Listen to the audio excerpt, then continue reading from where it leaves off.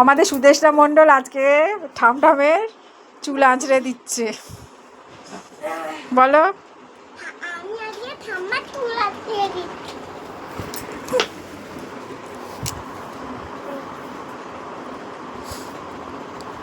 কি তো ঠাম্মাকে চুল আঁচড়াতে পারিস? বল। আমাদের ঠামঠাম তো ঠামঠামের চুল নেই। কি? ওর ঠামঠামের চুল নেই তো, ন্যাড়া তো। আমার তো কেটে দিয়েছি অনেকটা, আমার এতটা ভিড় যাচ্ছিল তো কেটে দিয়েছি, একদম চুলটি যাচ্ছে পিন্ডি কেটে দিই। আমাদের ঠামঠাম চুল আসতে গেলে বালি দিয়ে উড়িয়ে দেবে। ওর ঠামঠামের এতটা চুলও নেই। এবার মশার ব্যাগ ব্যাগ এটা এর উপর উঠে গেছি।